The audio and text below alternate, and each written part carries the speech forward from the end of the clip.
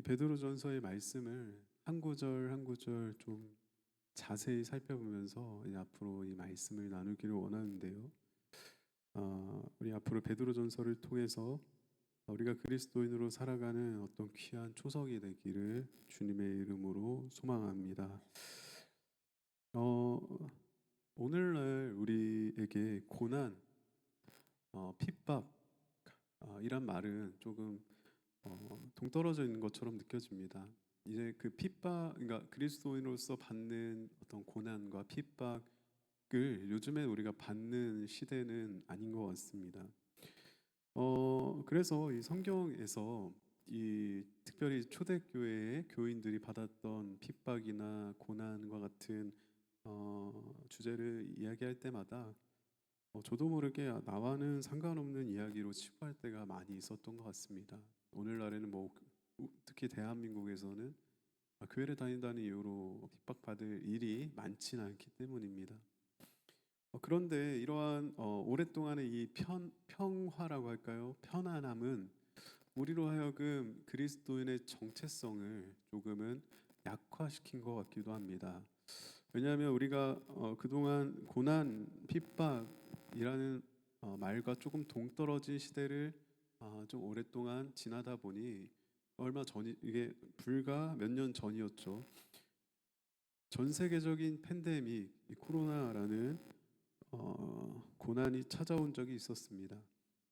그럴 때 이제 우리 교회들이 너무나도 큰 타격을 입는 모습을 보게 되었죠. 어쩌면 이런 모든 것들이 우리가 그리스도인으로서의 어떤 정체성이 바로 서 있지 못했기 때문이 아닌가라는 생각을 해보게 된 것 같습니다. 오늘 베드로 전서에서는요, 그리스도인으로서, 그러니까 저번 주는 저희가 고난과 고통을 어떻게 실제적으로 우리가 잘 해결해 나갈 수 있는지 실제적인 부분을 우리가 살펴보았다면, 이제 이 베드로전서를 앞으로 살펴볼 때요, 우리는 그리스도인으로서 이 땅에서 어떤 정체성을 가지고 살아가야 하는지, 우리에게 고난이 찾아왔을 때 어떤 정체성을 가지고 살아가야 하는지에 대해서 우리가 살펴보려고 하는데요. 먼저 이 베드로전서는요, 베드로가요, 이 아시아 지역에 있는 유대인 그리고 특별히 이방인 그리스도인들에게 쓴 편지입니다. 여기는 한 지역에만 쓰여진 편지는 아니고요. 이 아시아 지역에 전체적으로 흩어져 있는 이제 주로 이방인이었던 그리스도인들에게 쓴 편지입니다. 당시에 이제 왜 이 베드로전서가 쓰여졌냐면, 당시에 이제 이방인 지역, 특별히 이제 아시아 지역, 여기 나와 있는 본도, 갈라디아, 갑바도기아, 뭐 비두기아, 이런 지역에서요, 이 그리스도인들이 여러 가지 문제를 겪고 있었습니다. 그래서 저번주에 빌립보서를 살펴보았을 때처럼, 빌립보는 이제 군인들이 주로 정착했던 지역이기 때문에 이제 황제 숭배 사상이 강했던 지역이기 때문에 그리스도인이 핍박받았던 것처럼, 아무래도 이 아시아 지역은 이방 지역이다 보니까 이방 지역에서 그리스도인으로 살아간다는 것은 사실 쉽지 않았습니다. 실제로 현실적인 불이익도 많이 당하는 실정이었습니다. 그런 상황에서 이제 베드로는요, 그런 그리스도인들로 하여금 고난 가운데서 하나님을 더욱더 신뢰하고 더욱더 성숙해지도록 격려하고 그들에게 도움을 주는 목적을 가지면서 쓰여진 편지입니다. 그래서 이 베드로전서에서 두 가지 중요한 부분이 있다면, 고난이고, 그리고 또 하나는 고난 가운데서도 하나님을 신뢰하라라는 메시지입니다. 그래서 이 베드로전서는요, 고난 가운데 그리스도인에게 고난 가운데 있는 그리스도인들에게 해줄 수 있는 격려, 그리고 어떤 방향으로 나아가야 하는지를 제시해주고 있는 책입니다. 꼭 고난이 아니더라도, 팬데믹과 같은 고난이 아니더라도요, 우리가 이 베드로전서를 통해서 우리가 그리스도인으로서 어떤 방향으로 나아가야 하는지를 알려주는 책이기도 하기 때문에, 우리가 이 베드로전서를 깊게 살펴보면 그리스도인으로 살아가는 어떤 귀한 초석, 그리스도인의 정체성을 우리가 채울 수 있게 될 것이라고 생각을 합니다. 그래서 오늘은요, 이 1절, 2절 말씀을 한번 자세히 살펴볼 건데요. 가능하시면 베드로전서 1장 1절, 2절 말씀을 펴놓으시고 설교를 들으시면 더 좋을 것 같습니다. 1절, 2절 말씀은 불과 이제 2절이지만 여기에서는요, 놀라운 이 인사말인데요. 베드로의 인사말, 그러니까 편지의 인사말인데 여기에는 베드로의 놀라운 영적인 통찰력과 이 비밀과 같은 너무나도 중요한 내용들이 있습니다. 이 학자들은요, 이 두 절의 이 1절과 2절이요, 작은 설교와도 같다라고 이야기할 정도로 이 두 절에는요 정말 많은 내용이 담겨져 있습니다. 우리 한번 한 절씩 우리 살펴보길 원하는데요. 먼저 1절을 보면요, 베드로는 이렇게 이야기하고 있습니다. 예수 그리스도의 사도 베드로는, 이렇게 이야기를 하고 있습니다. 예수 그리스도의 사도 베드로는, 우리가 뭐 이제 별거 아니라 생각하는 이 수식어가요, 사실은 사도라는 표현은 옛날에도 많이 사용된 표현입니다. 그런데 예수님이 12사도를 세우시고 난 후로부터는요, 이 사도라는 이 사도는요, 이 12명의 사도 있지 않습니까? 예수님이 세우신 12명의 사도를 지칭하는 고유명사가 되었습니다. 그러니까 사도는 아무한테나 붙이지 못하고 이제 12명의 12사도에게만 이 사도라는 통칭을 사도라는 명칭을 붙였습니다. 그런데 이 사도 앞에서만요, 재미있는 것은 예수 그리스도의, 그러니까 예수 그리스도의라는 수식어가 붙은 직분이 존재하지 않습니다. 그러니까 예수 그리스도가 앞에 붙은 직분은 신약 성경에 존재하지 않는데 오직 어디에만 있냐? 사도 앞에만 있습니다. 그러니까 예수 그리스도의 사도 베드로, 이렇게 이야기하고 있지 않습니까? 그러니까 이 지금 베드로가 지금 이렇게 이야기하고 있는 것은요, 단순히 나 사도야 이렇게 얘기하는 것을 넘어서 지금 이 베드로 이 편지를 쓰는 이 베드로의 엄청난 권위를 이야기하고 있는 것입니다. 얼마나 이 권위가 컸냐면요, 구약의 선지자와 동일한 권위를 지니고 있었습니다. 예수 그리스도의 사도라는 그 직분과 수식어는요, 구약의 선지자들과 동일한 권위를 가졌습니다. 여러분, 구약의 선지자들의 말은요, 곧 하나님의 말씀과도 같이 여겨졌습니다. 그러니까 지금 이 사도들의 말은요, 그 당시에 사도들의 말은요, 곧 그들의 말이 곧 하나님의 말씀과 같이 여겨졌고 그러한 권위가 있었다라는 거예요. 이에 베드로는요, 자신이 예수 그리스도의 사도라고 밝히고 있습니다. 그러면서 지금 그가 쓰고 있는 편지를 통해서 이 아시아의 그리스도인들이 그 고난을 잘 이겨낼 수 있도록, 그리고 이후 우리가 보게 될 베드로가 그들을 향해 한 이야기에 대한 권위를 지금 실어주고 있는 거예요. 그러니까 단순히 나 사도 베드로야 이게 아니라 지금 이 베드로가 쓴 편지는요, 곧 하나님의 말씀과 같은 권위를 가지고 있다라는 거죠. 그래서 베드로는요, 그러한 권위를 부여하고 있습니다. 자신이 쓴 편지예요. 그러면서 그가 수신인에 대해서 뭐라고 이야기를 하고 있냐면 본도, 갈라디아, 갑바도기아, 아시아와 비두니아에 있는 흩어진 나그네에게 쓰고 있다라고 이야기하고 있습니다. 앞에 그 모든 지역은 빼고 지금 베드로는요, 지금 나 사도 베드로인데 내가 지금 누구에게 편지를 쓰고 있냐면 흩어져 있는 나그네들에게 내가 편지를 쓰고 있다, 이렇게 이야기를 하고 있는 겁니다. 자, 그런데 이 흩어진 나그네라는 명칭 앞에요, 우리 개역 개정에 나와 있지 않지만 생략되어져 있는 표현이 있습니다. 자, 원래는 택하심을 받은 흩어진 나그네에게 내가 쓰고 있다라는 것이 원래 원어대로 우리가 풀었을 때 택하심을 받은이라는 그 말이 지금 생략되어 있는 거예요. 자, 그래서 지금 베드로는 이렇게 이야기하고 있는 것입니다.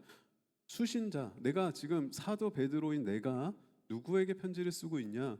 택하심을 받은 흩어진 나그네들에게 내가 지금 편지를 쓰고 있다, 이렇게 이야기를 하고 있는 것입니다. 그런데 여러분, 이 흩어진 나그네라는 표현이요, 택하심을 받은 흩어진 나그네라는 표현이 굉장히 많은 의미를 가지고 있습니다.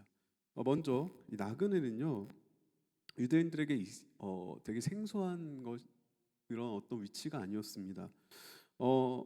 나그네는 말 그대로 어떤 사람들이냐? 한 곳에 정착하지 않는 일시적인 거주자들을 의미하죠. 그러니까 그러니까 막 떠돌이 생활을 하는 사람을 이야기합니다, 보통. 자, 그런데 이 구약 성경의 역사를 보면요, 이스라엘의 초기 조상들과 이스라엘 백성들의 이 여정을 살펴보잖아요. 그럼 그들은요, 이 구약에 그들이 이제 정착하기 전까지, 가나안 땅에 정착하기 전까지는요, 그들의 모든 신분이 뭐였냐? 외국인, 즉 나그네였습니다. 유대인들은요, 본인들이 나그네라는 어, 생각을 늘 가지고 있었습니다. 나그네.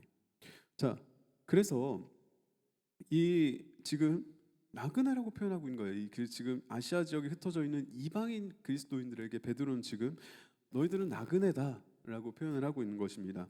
그러면서 그 앞에 뭐라고 표현하고 있냐면 택함 받은 나그네다라고 이야기를 하고 있습니다.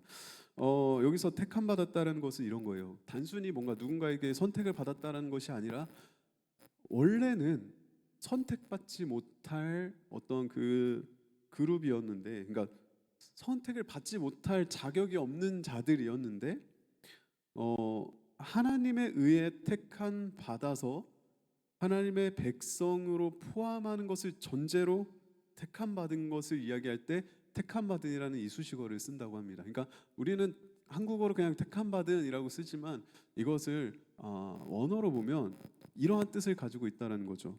그러니까 원래는 선택을 받지 못하는 사람들인데 하나님에 의해서 택함을 받았는데, 뭘 전제로 택함을 받았냐면 유대인들과 똑같이 하나님의 백성으로 포함되는 것을 전제로 그들을 택함 받았다라는 거예요. 그러니까 원래는 이제 그들이 하나님께 택함 받을 수 없는 그룹인데 이제 너희들은 하나님의 백성이야, 이렇게 이야기를 하고 있는 거죠. 그러면서 이제 그들을 너희는 택함 받은 나그네라고 이야기하면서, 나그네는 아까 유대인들의 어떤 정체성을 가지고 있다라고 이야기했습니다.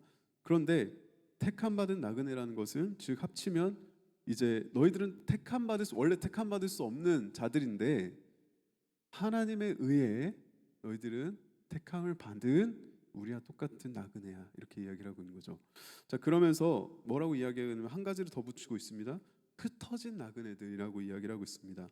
이것은 우리가 잘 아는 디아스포라인데요. 흩어진 유대인들을 원래 디아스포라라고 이야기하는데 이 베드로에서는요, 이것을 유대인으로 한정시키고 있지는 않다라고 이야기하고 있습니다. 그 학자들이.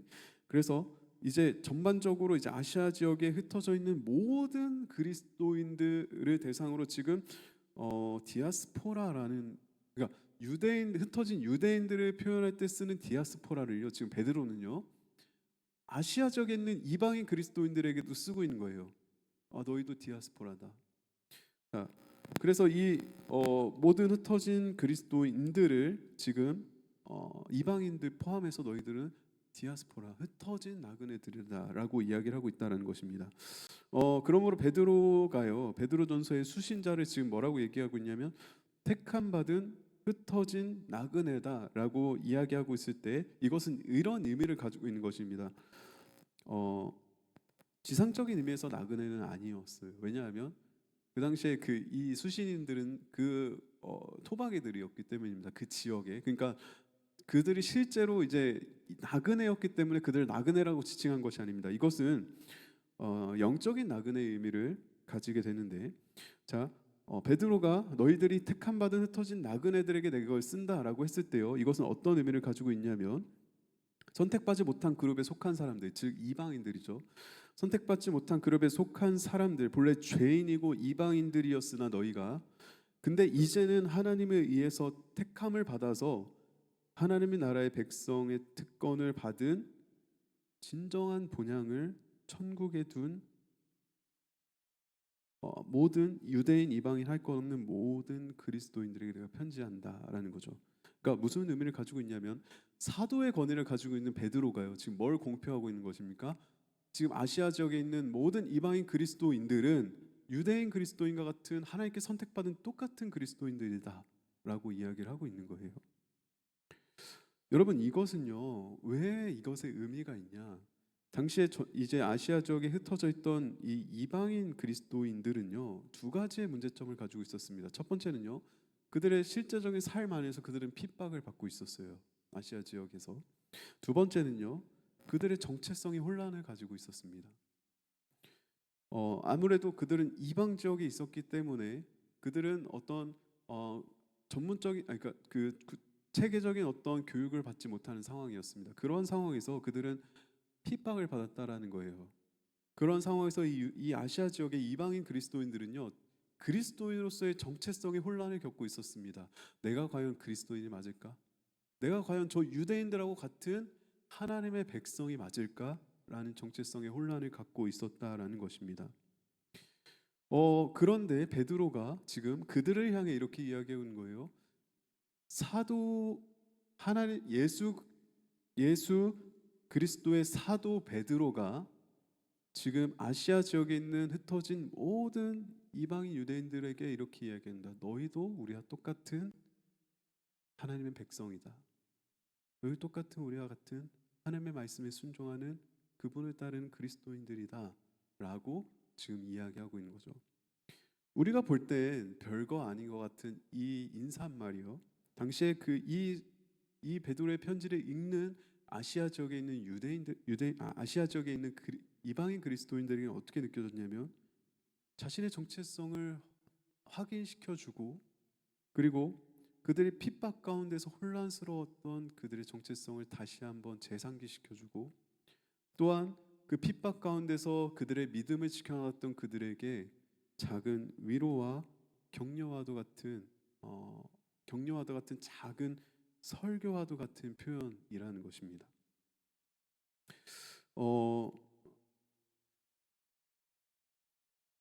그래서 사도 베드로는요, 사도의 권위로 지금 공표하고 있는 거예요. 너희들은 우리와 똑같은 하나님의 택함 받은 그리스도인들이다. 이렇게 말입니다.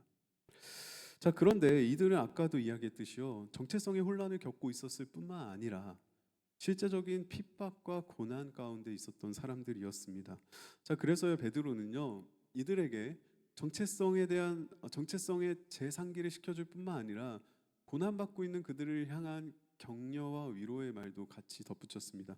우리 말씀을 보면요, 이렇게 이야기하고 있습니다. 우리 2절 말씀을 보면요, 곧 하나님의 아버지의 미리 아심을 따라 이렇게 이야기하고 있습니다. 그러니까 하나님 아버지의 미리 아심을 따라, 어떤 사람들은요 이것을 이렇게 이야기합니다. 예정된 사람들, 예정론을 이야기하는데 사실은 이것은 이 예정론을 이야기한다기보다는 이것이 이 형용사인데, 이 형용사는 어떤 걸 그러니까 어떤 걸 꾸며주잖아요. 그래서 이것은요, 자체로 의미를 갖는다기보다는 이 뒤에 있는 이제 앞으로 나올 이 말씀을 꾸며주고 있는 말이라고 봅니다. 그러니까 지금 이제 하나님의 미리 아심을 따라라는 말은요, 이런 말입니다. 하나님은 지금 미리 알고 계신다. 너희들이 지금 겪고 있는 고난과 고통을 알고 계신다라는 의미를 가지고 있습니다. 하나님은요, 택함 받은 나그네로 살아가는 그들의 모든 상황, 그들이 겪고 있는 고난과 핍박, 그들의 정체성의 혼란, 모든 것들을 그 하나님께서는 모두 알고 계신다라고 지금 베드로는 이야기하고 있는 것입니다. 그래서 그 모든 것을 아시는 하나님이요, 그들과 함께 하신다고 이야기를 하고 있는데요. 자, 베드로는 하나님이 그들과 함께 하시는 것을 이렇게 이야기하고 있습니다. 2절 보면 곧 하나님의 미리 하심을 따라 성령이 거룩하게 하심으로 이렇게 이야기하고 있습니다. 지금 베드로는 이렇게 이야기하고 있는 거예요. 하나님은 너희들의 그 고난과 고통을 다 알고 계셔. 그래서 하나님은 지금 너희와 성령으로 함께 하고 계셔라고 이야기를 하고 있는 거예요.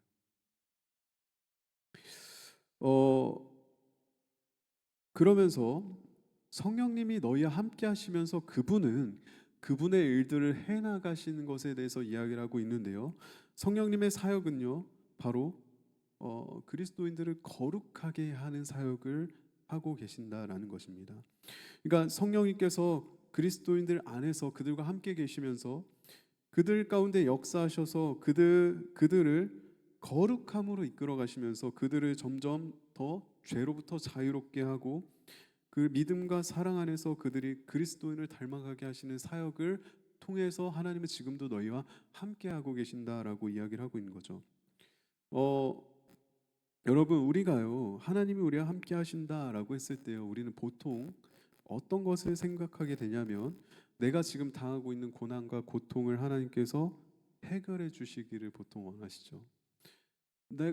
우리는 보통 이렇게 생각합니다. 내가 지금 겪고 있는 고난과 고통을 왜 해결해 주시지 않으십니까? 하나님은 나와 함께 하시지 않으십니다라고 보통은 이야기합니다.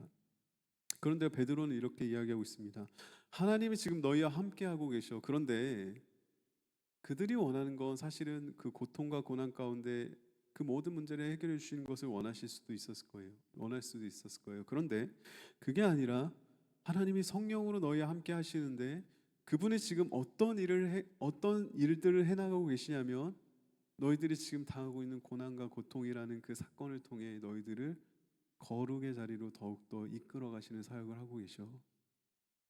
하나님이 너희와 함께 하시면서 너에게 원하시는 것은 너희가 지금 이 모든 것들이 해결되고 너희가 편안함 가운데 너희가 살아가는 것이 아니라 너희가 더욱더 거룩해진 것을 하나님은 원하시고 계신다라고 이야기를 하고 있는 거죠.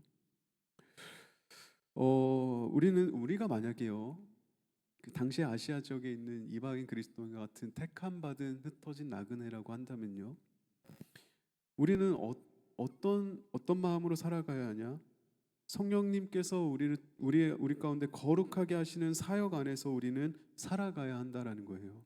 그러니까 하나님이 우리와 함께 하시고 하나님 우리 함께 하시는 믿는다면 하나님께서 우리를 통해서 우리의 모든 문제와 고난을 해결해 주시고 우리가 정말 편안하고 맨날 축복 가운데 살아가는 것이 흩어진 나그네로 살아가는 것이 아니라 우리가 흩어진 나그네로 살아간다고 했을 때 우리를 통해 하나님이 우리를 계속해서 거룩하게 해 나가신다라는 사실을 우리 기억해야 합니다. 그것이 하나님이 우리와 함께 하고 계신다는 하고 계시는 사역이라는 거예요. 그러니까 여러분 우리가 물론 우리의 고난과 고통이 하나님 앞에 상달되어 해결되면 좋겠지만 우리가 그것으로 하나님이 우리와 함께 하신다는 것을 판단하는 것이 아니라 과연 하나님은 우리 안에 성령으로 함께 하시면서 우리를 계속해서 어떻게 이끌어 가시냐면 거룩하도록 우리를 이끌어 가신다는 사실입니다.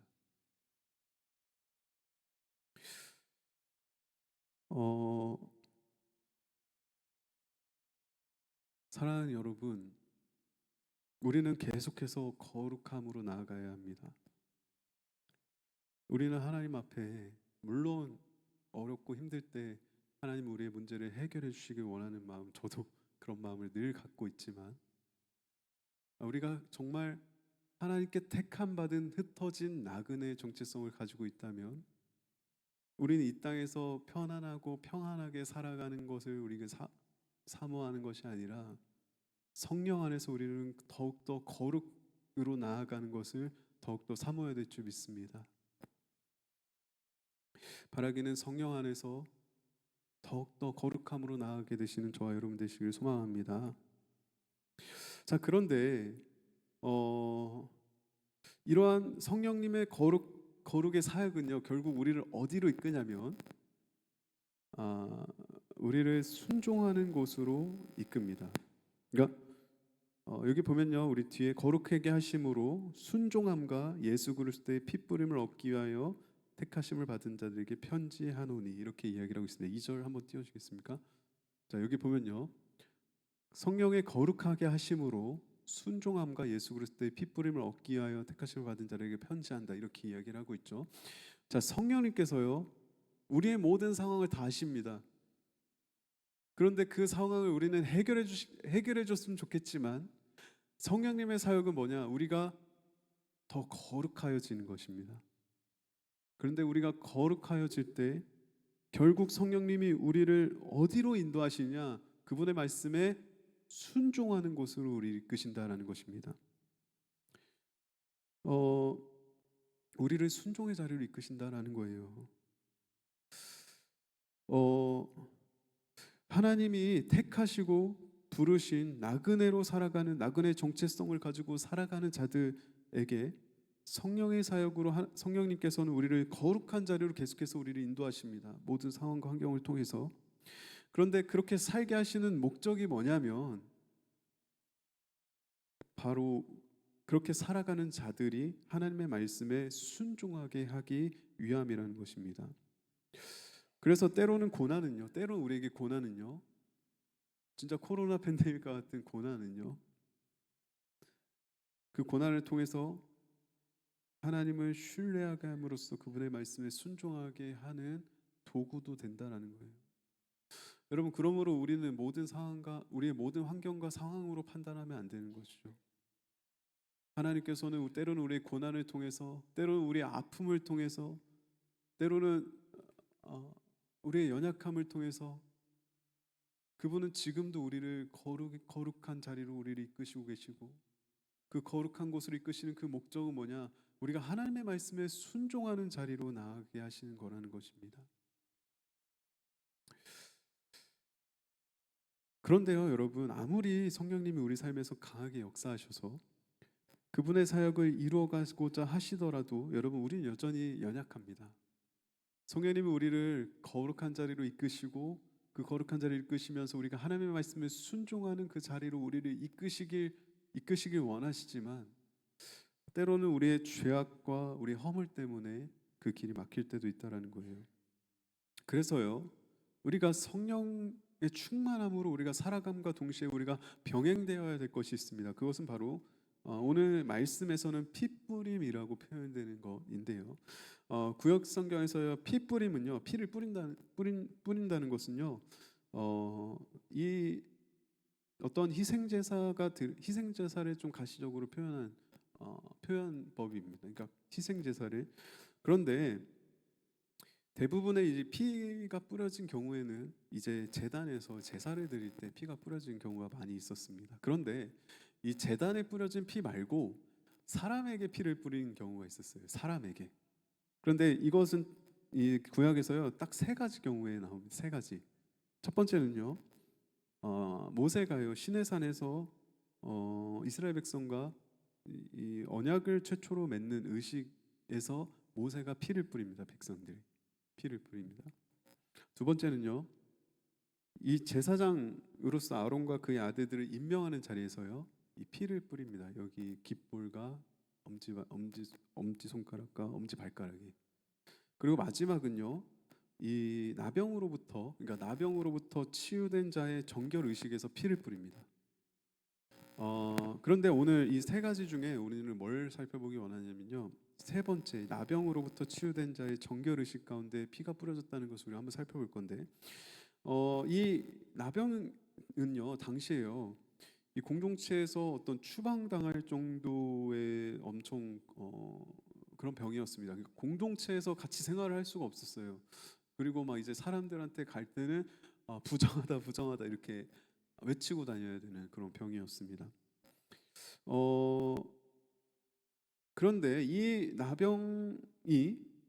나병으로부터 치유돼서 이 그러니까 정결 의식이 행해졌다는 것은 곧 어떤 의미를 가지고 있냐? 이제 하나님의 백성의 교제를 가로막았던 모든 종류의 오염으로부터 정화를 나타내기도 합니다. 그러니까 이것은 이제 나병으로부터 치유된 자의 정결 의식에서 이제 그 피를 뿌리는데, 이것을 우리가 영적인 표현으로 할 때는요, 모든 하나님의 백성의 교제를 가로막았던 모든 종류의 오염으로부터의 정화를 표현할 때 피를 뿌린다는 표현을 사용합니다. 실제로 이 다윗의 시에서 보면요, 이 피 뿌림을요, 죄 씻김을 이야기하고 있습니다. 이 우슬초로 나를 정결하게 해달라고 이야기하는데, 당시 피를 뭘로 뿌렸냐? 우슬초로 뿌렸습니다. 그러니까 지금 다윗은요, 이 피 뿌림을요, 이 나병으로부터 치유된 자의 정결 의식에서 사용됐던 그 정결 의식을 지금 영적으로 지금 가져오고 있는 거예요, 시편에서. 그러니까 죄의 씻김을 지금 이야기하고 있는 거죠. 즉 예수 그리스도의 피뿌림, 그러니까 오늘 2절에서 나오는 예수 그리스도의 피뿌림을 얻기 위하여, 이 표현은 뭐냐면 부정한 자에게 피를 뿌려서 정결하게 했던 것처럼 우리 안에 있는 모든 죄에 대한 회개를 이야기하고 있습니다. 말을 어렵게 하고 있지만 회개를 이야기하고 있어요. 예수 그리스도의 보혈로 우리를 늘 정결하게 씻는 것을 이야기하고 있습니다. 즉 우리가 흩어진 나그네로서의 정체성을 가지고, 그러니까 이 땅에 우리가 고향을 두는 것이 아니라 이제 저 천국 본향을 두면서 나그네로 살아가는 정체성을 가지고 있는 자로서 우리들은 항상 성령님의 거룩하신 사역 안에 우리는 살아가야 합니다. 그런데 그와 함께 병행되어야 될 것이 있다면 우리가 매일매일 어디로 나아가냐면 예수 그리스도의 보혈로 나아가 우리는 회개해야 된다라는 거예요. 왜냐하면 우리 안에 있는 죄와 허물이 성령님이 우리들을 거룩의 자리로 인도하시는 것을 때로는 막기 때문입니다. 그래서 지금 베드로는요 이렇게 이야기하고 있습니다. 성령님의 거룩하게 하시는 사역 안에서 너희는 순종함으로 나아가야 하면서 동시에 예수 그리스도의 보혈로 너희는 계속해서 회개하며 너희는 살아가야 한다. 너희들은 이방인이지만 비록 우리와 똑같은 하나님께 택함 받은 하나님의 백성이야. 그리고 너희들은 이제 더 이상 이 땅에 소망을 두고 살아가는 자들이 아니라 저 천국을 본향으로 두고 살아가는 그 택함 받은 나그네야. 그런 너희들 가운데 하나님이 너희와 함께 하시는데 너희는 이제 어떻게 살아가야 하냐면 너희와 함께 하시는 성령 안에서 거룩함을 향하여 너희는 나아가야 돼. 그러면서 동시에 너희는 예수 그리스도의 보혈로 너희는 계속해서 정결해져 나가야 돼라고 지금 이야기를 하고 있는 것입니다. 여러분, 우리는 매일매일 성령 충만함을 구해야 합니다. 성령님께서 우리 삶에서 우리를 거룩함 가운데로 우리를 이끌어 나가실 수 있도록 우리는 늘 성령님을 사모해야 합니다. 그러니까 거룩한 흩어진 택함 받은 나그네라면 말입니다.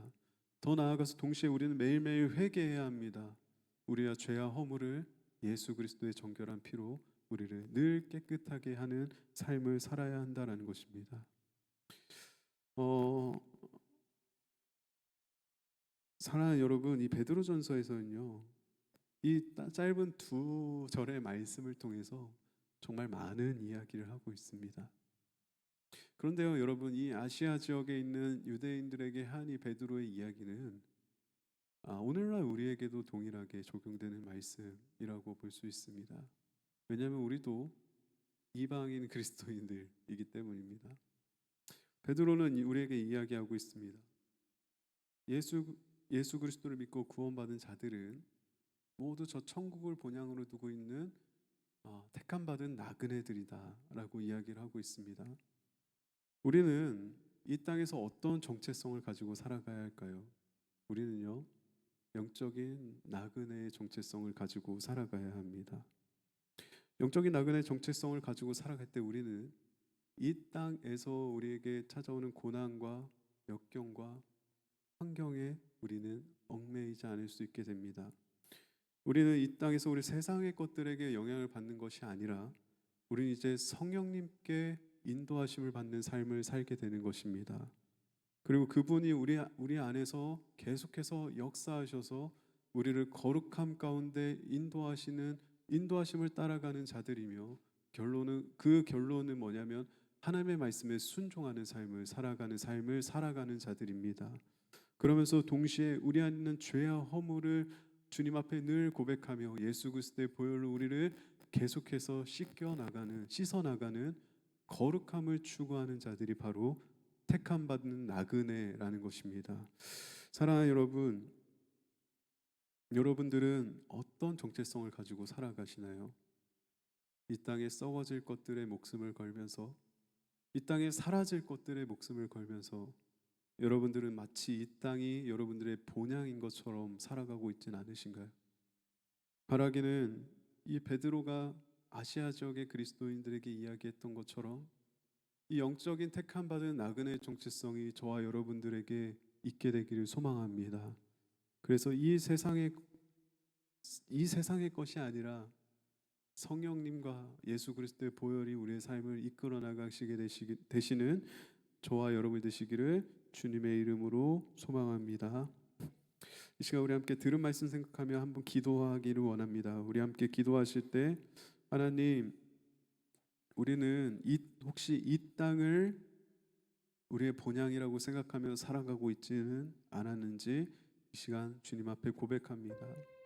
하나님, 우리 안에 이 나그네라는 정체성이 약해졌기 때문에 우리가 코로나 팬데믹이라는 고난이 찾아왔을 때 많은 그리스도인들이 넘어지고 믿음을 떠난 것을 우리는 보게 됩니다. 하지만 하나님, 우리 안에 이 나그네의 정체성이 올바르게 서게 하여 주셔서 이 땅에 있는 세상의 눈에 보이는 것들이 우리의 삶을 좌지우지하는 삶이 아니라 지금도 나의 모든 것을 미리 아시는 주님께서 성령으로 함께 하신다는 사실을 우리가 확신하며 성령님의 인도하심을 받는 삶을 살게 하여 주시고, 더 나아가 하나님의 말씀에 순종하는 삶을 살게 하여 주시옵소서. 그렇게 살아갈 수 있기 위하여서 우리가 날마다 예수 그리스도의 보혈로 나아갑니다. 우리와 죄와 허물을 늘 예수 그리스도의 보혈로 씻겨 거룩함을 추구하며 거룩함을 사모하며 살아가는 영적인 나그네로 살아갈 수 있게 하여 달라고 이 시간 우리 주님 앞에 회개할 것이 있다면 회개하고 하나님 영적인 나그네로 이 땅을 살다가 주님 앞으로 나아갈 수 있도록 주님께서 은혜를 더하여 주시옵소서. 이 시간 우리 들은 말씀 생각하며 한 마음으로 기도하시겠습니다. 사랑의 하나님, 오늘 이 시간 우리가 주님 앞에 우리의 정체성에 대해서 우리가 한번 알아보았습니다. 하나님, 우리는 이 땅을 살아가는, 이 땅을 본향을 두고 살아가는 자들이 아니라 하나님 아버지, 우리는 저 천국을 본향으로 삼는 영적인 나그네임을 고백합니다.